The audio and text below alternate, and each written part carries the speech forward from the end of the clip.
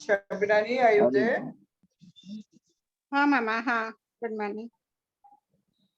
Lisa ठीक अछंती? हाँ हाँ आसिले काली घरु ना से टॉयले रहिले रहिले ताकर यूरिनेशन नॉर्मल? हाँ हाँ सब ठीक अछि।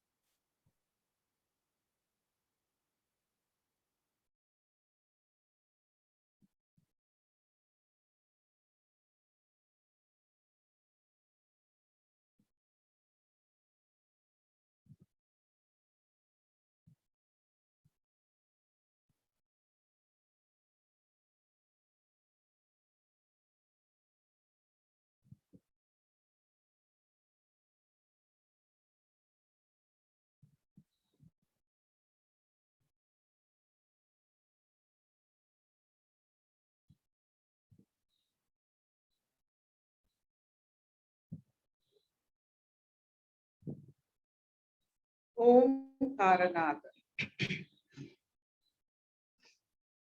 ओम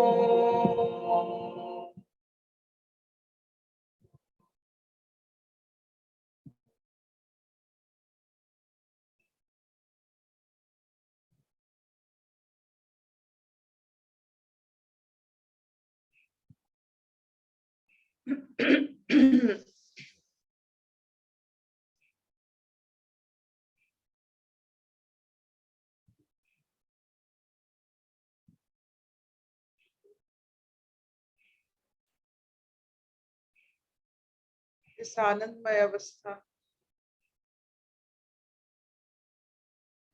तो सबको स्वागत है। ये आनंद खुद का बनाया हुआ, इसमें कोई बाहर की मिलावट नहीं।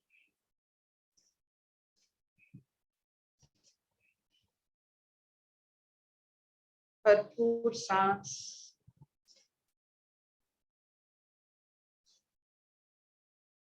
मन में विश्वास,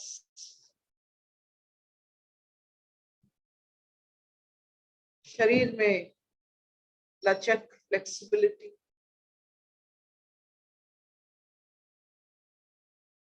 और वर्तमान पर ध्यान।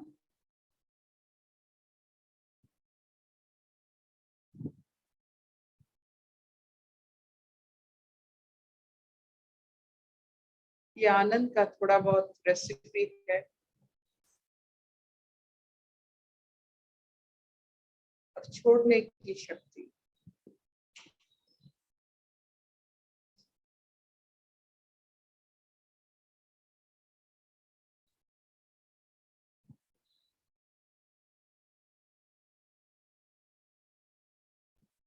आज सुनते हैं स्वागत जी से नचिकेता का अगला उनका कथा। हरिओम अर्पिता। हरिओम, स्वागत। सभी को मेरा हरिओम।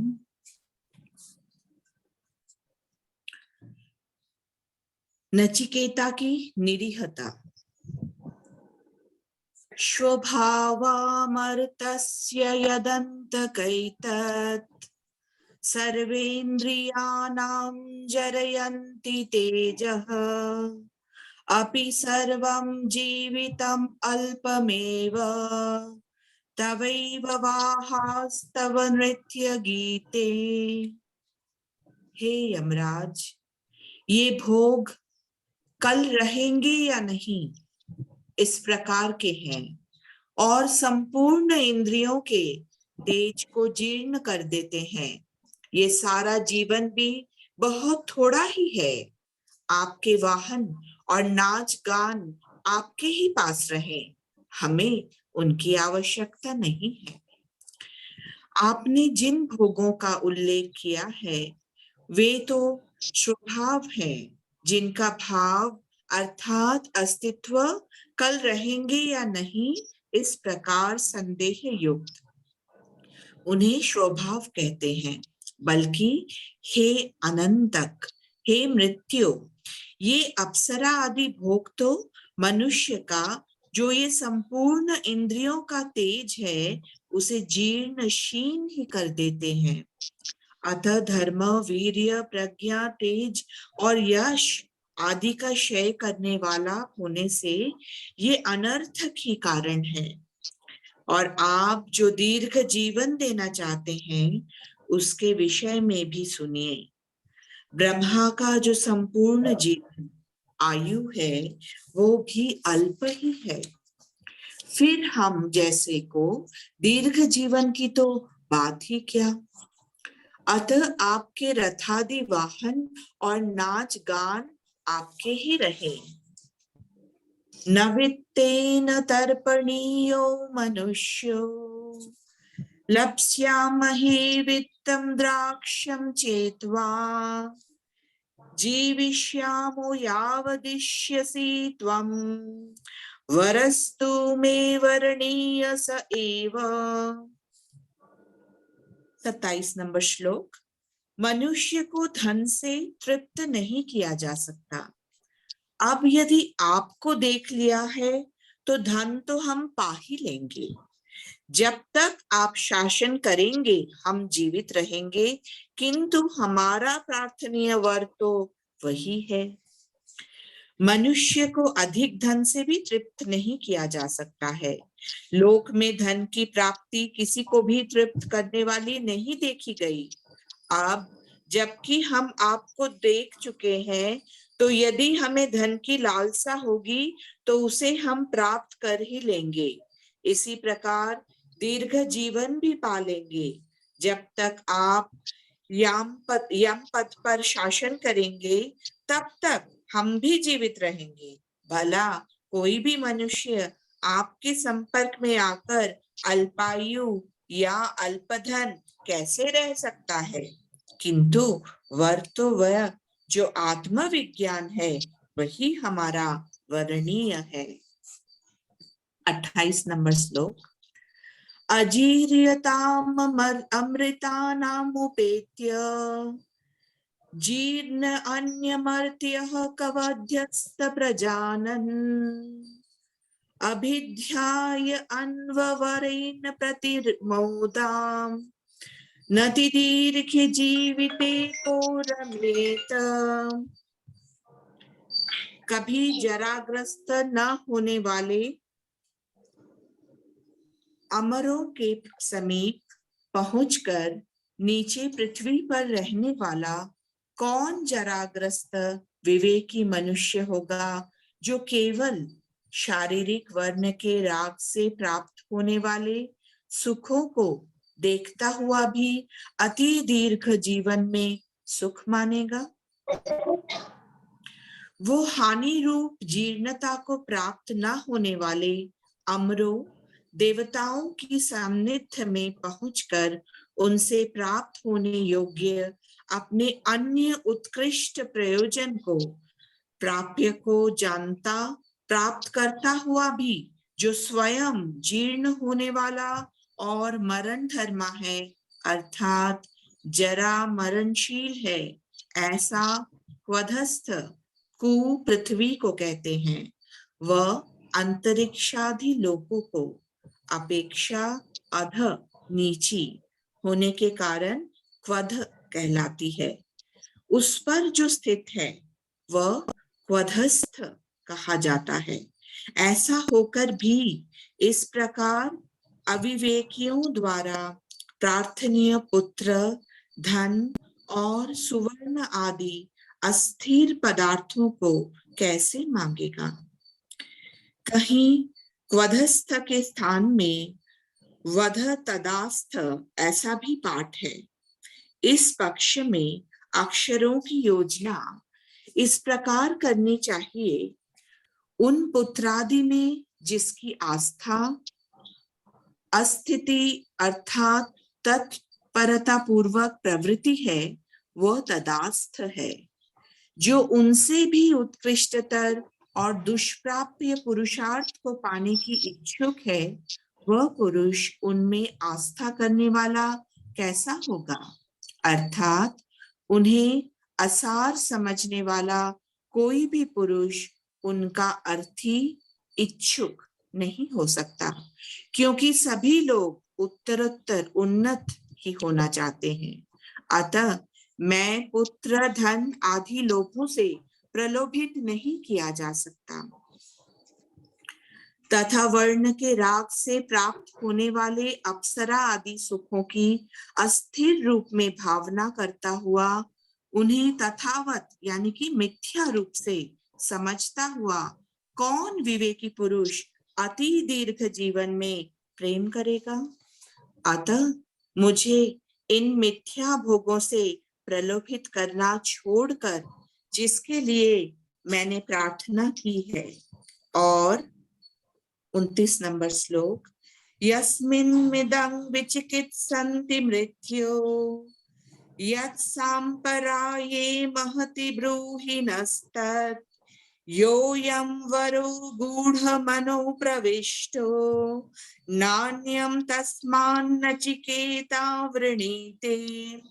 हे मृत्यु, जिसके संबंध में लोग है या नहीं है ऐसा संदेह करते हैं तथा जो महान परलोक के विषय में है वो हमसे कहिए, ये तो गहनता में अनुप्रविष्ट हुआ वर है, इससे अन्य और कोई वर नचिकेता नहीं मांगता। हे मृत्यु, जिस परलोकगत जीव के विषय में ऐसा संदेह करते हैं कि मरण के अनंतर रहता है या नहीं रहता, उस महान महान प्रयोजन के निमित्त भूत सांपराय परलोक के संबंध में उस आत्मा का जो निश्चित विज्ञान है वो हमसे कहिए। अधिक क्या, ये जो आत्म विषयक प्रकृत वर है वो बड़ा ही गूढ़ गहन है और दुर्विवेचनीयता को प्राप्त हो रहा है। उस वर से अन्य अविवेकी पुरुषों द्वारा प्रार्थनीय कोई और अनित्य वस्तु विषयक वर नचिकेता मन से भी नहीं मांगता। ये श्रुति का वचन है। हरिओम। प्रथम बल्ली यही समाप्त है।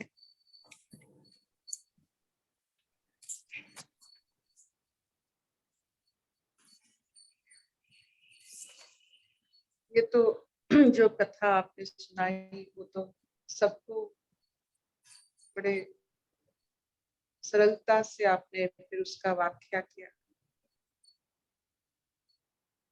सहस्त्र साल ये व्याख्या सुनते सुनते हम कैसे बाजारी हो गए। बाजार में हर चीज, हमारा हर समय मन रहता है। बाजार मतलब क्या? बाजार मतलब जहां इंद्रिय चरते हैं, जैसे गाय चरते हैं, चरण करते हैं। बाजार वो जगह है जहां इंद्रिय चरण करता है।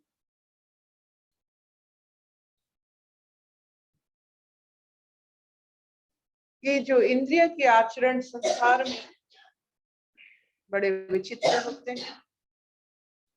विचित्रता के साथ भी बहुत क्षय करता है हमारे जो पूंजी है। हमारी पूंजी अपनी नैतिकता, अपनी शक्ति, अपना जो निराकार का आधार, ये हमारी सब पूंजी है। ये पूंजी जहां क्षय होता है वो बाजार है। आप देखिए नचिकेता क्या मांग रहा है। उसे भी बाजार जाने के लिए कहा जाता है। तू यहाँ जा, तेरा इंद्रिय तृप्त होगा। तू वहां जा, तुझे ये दो हम देंगे कि तू तेरा और जीवन का जो समय है उसे वो बढ़ाना चाहते हैं। पुत्र पौत्र सब कुछ देना चाहते हैं जिसमें उनका उसका इंद्रिय और भटके। इंद्रिय भटकेगा तो मृत्यु जल्दी आएगी। जो मृत्यु है वो चाहते हैं कि अगर आपको मृत्यु चाहिए तो आप इंद्रियों को भटकाइए, बाजार में रहिए। आप जल्दी अपना शक्ति क्षय करके आपको शरीर छोड़ना पड़ेगा।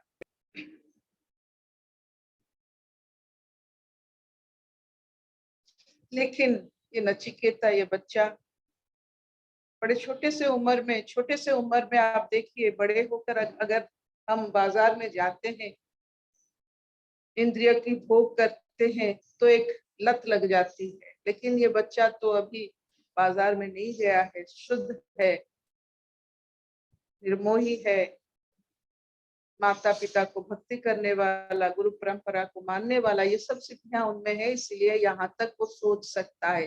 नचिकेता की सोच ही तो उसकी हमारे लिए संदेश है। तो सब कुछ मिल सकता है, आत्मज्ञान प्राप्ति अपनी निष्ठा। शंकराचार्य की नेति नेति करके, ये नहीं वो नहीं, ये नहीं चाहिए वो नहीं चाहिए, ये नहीं चाहिए वो नहीं चाहिए, बाजार में जाएंगे कुछ नहीं चाहिए, वही आत्मज्ञान है। सोक्रेटिस हर समय एक बाजार में बैठते थे 4 बजे, ग्रीक फिलोसोफर। उनके जो शिष्य थे वो हर समय पूछते थे कि आप तो कुछ नहीं खरीदते, क्यों हर दिन आकर बाजार में बैठते। आत्मज्ञानी सोक्रेटिस, महर्षि सोक्रेटिस, वो कहते हैं अपने शिष्य से कि हम देखना चाहते हैं संसार में हमारे कितनी चीजों की जरूरत नहीं है, इसीलिए हम बाजार में बैठते हैं। Go to the market to see how many things you don't want. Don't go to the market for what you want. अब बाजार जाओ और मुक्ति का आनंद अनुभव करो कि हमें कुछ नहीं चाहिए। इतना आनंद लो बाजार से। कौन बाजार से मुक्त होकर लौटता है जिसकी कोई इच्छा नहीं, वो बाजार से भरपूर होकर लौटता है, नहीं तो लूट के लौटता है। आपने कुछ भी खरीदा हो, 1 मिनट के लिए शायद आपको, 1 मिनट के लिए शायद आपको तृप्ति है, लेकिन उसके बाद अतृप्त शुरू हो जाता है। ये लाती तो ये होता। ऐसा कोई खरीदारी नहीं है जिसमें पूरा मन तन शरीर आत्मा तृप्त हो जाते हैं, कभी नहीं हो सकता है। कुछ भी लाओ, खरीदा हुआ चीजों से कभी कोई तृप्त नहीं होता है, बनाना पड़ता है। सब आप खुद की बनाई हुई अनुभव से ही आप तृप्त होते हो, बाजार में तृप्ति नहीं है। तो ये जो नचिकेता को उस समय की बाजार के बारे में, जहां सब कुछ इंद्रियों की भक्षण के लिए जहां मिलता था, जिसे हम स्वर्ग कहते हैं, इंद्रिय तृप्ति के लिए वही जगह है, उसमें आत्म बल क्षय होता है। आप जितने इंद्रियों को व्यवहार करोगे, आप आत्मबल उतना होगे। ये सच है, ये सत्य है। आपने जितने शारीरिक सुख भोगोगे, उतने आत्मिक सुख से दूर हो जाओगे। वो अलग होते हैं, क्योंकि शारीरिक सुख में तृप्ति, सिद्धि, ये सब नहीं होते।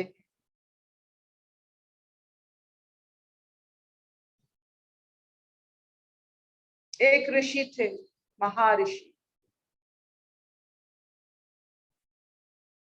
बच्चे की तरह हंसमुख, आनंदमय, खुद का आनंद खुद बनाते थे। उनका आनंद किसी के ऊपर निर्भर नहीं करता था, वो रहते थे।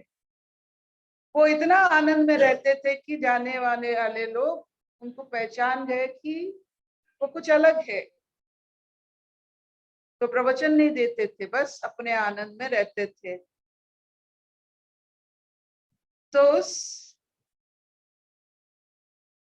देश की राजा को पता चल गया, कोई आनंद में रहता है, मस्त रहता है, हंसता है, आनंदित होता है, सबको कुलाग्रत करता है, सबके लिए उनके आंखों में प्यार, आनंद और बहुत सारा जो कहते हैं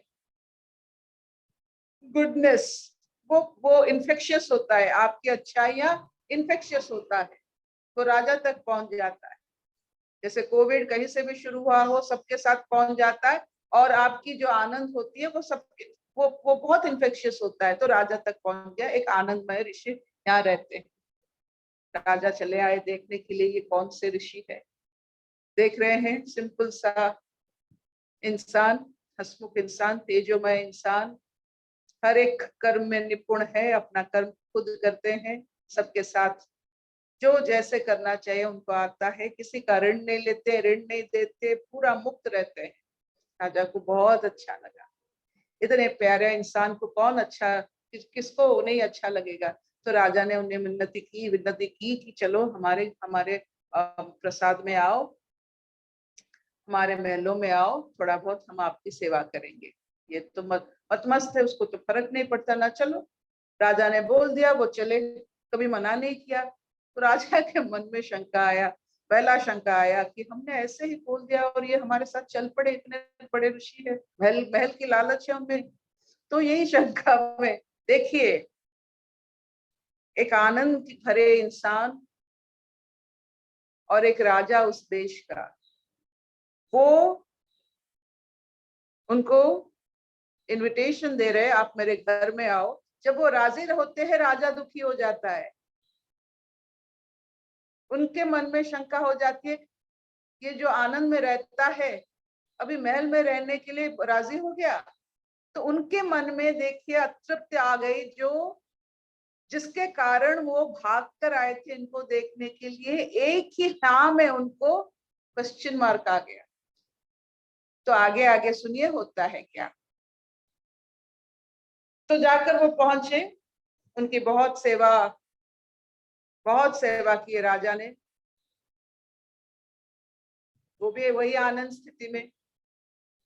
एक दिन गया राजा और शंका में, ये सचमुच ऋषि है, ये तो बहुत लुफ्त ले रहे हैं, पूरा आनंद मजे में, महलों की आनंद ले रहे हैं, हम नहला रहे हैं, चंदन लेप लगा रहे हैं, वो आनंद ले रहे हैं।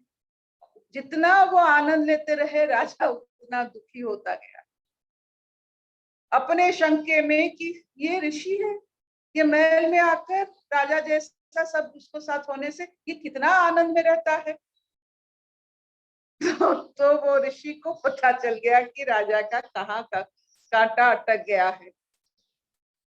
तो उन्होंने पूछा कि राजा तो बहुत दुखी देख रहा है। हाँ प्रभु, मेरे मन में आपके लिए बहुत शंका आ रहा है, आई हैव मेनी क्वेश्चंस कि आप जैसे ऋषि यहाँ आकर यहाँ से जाने के लिए क्यों नहीं बोल रहे हैं। तो वो ऋषि, वो महर्षि, वो सारस्वत, वो कहे एक बात जो याद रखिएगा, तूने मुझे लाया, तेरा जो सामर्थ्य है तू कर रहा है, मुझे वो पता नहीं है, लेकिन तेरे में शंका के कारण सिर्फ एक है, क्योंकि मैं यहाँ ठहरा हूं। तो ठीक है, तू जितना मेरा सेवा किया, तू जब तक जीवित रहेगा तब तक मैं चलूंगा, कभी कहीं नहीं ठहरूंगा। कह के वहां से चल पड़े, ना पीछे देखे ना आगे देखे, बस चलते रहे, आनंद में चलते रहे, गांव गांव, राज्य राज्य, पूरा देश ऐसे चलते रहे, किसी के कारण कि किसी को शंका ना हो उसके ऊपर। एक प्यारे इंसान जो राजा उनका भक्ति करता था, शंका हो गया क्योंकि वो महल में कैसे ठहर गए, उसी के कारण वो चलते रहे। देखिए व्हाट लेवल दे आर, ताकि राजा के मन में ऋषियों के लिए शंका ना पैदा हो। यही होता है बड़े लोगों के बड़े दर्शन, उनको सामान्य लगता है, सब चलना बैठना भोग सामान्य लगता है। हमें तो कंपैरेटिव असामान्यता लगता है। अगर किसी के पास ये है, अगर हम और कुछ ला दिए तो असामान्य हमें लगता है। उनको सब चीज सामान्य लगता है, इसीलिए वो आनंद में रहते हैं। अपनी आनंद सृष्टि करने की क्रिया उनका इतना तेज है, इतना वो इसके बारे में जानते हैं और कर सकते हैं कि उनके लिए सब कुछ असामान्य है, सिर्फ आनंद पैदा करना उनका काम है। Will this do? इंद्रियों को बाजार में, इंद्रियों की गति हर समय बहिर्मुखता होता है, बाजार होता है। और बाजार से कोई चीज ना खाने के लिए, ना कोई चीज आपको तृप्ति दे सकती है। कोई चीज बाहर से लाओ, ज्यादा अतृप्त इस राजा की कारण आप लाए, लेकिन कितना अतृप्ति। इतने सुंदर चीज जैसे आनंद को लेके आए, आनंद को देखकर अतृप्ति। राजा की क्या हर्ष हुआ, क्योंकि वो अंदर से अपना आनंद खुद नहीं बना पाता। जो अपना आनंद बनाते हैं सब, उनके लिए सब सामान्य होते हैं। Shabinani, will this do? हाँ मामा। बहुत बढ़िया।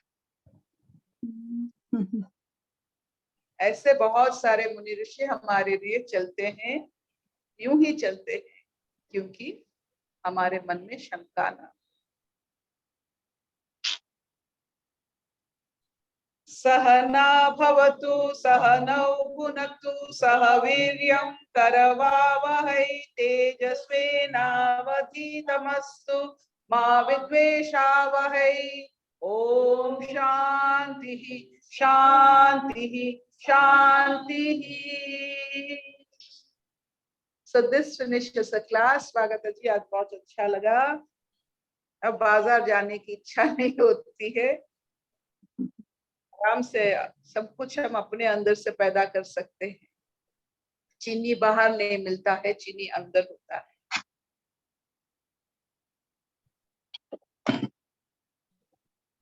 Any questions? किसी को कोई प्रश्न हो, कोई प्रश्न है तो जरूर पूछना। Thank you. हरिया।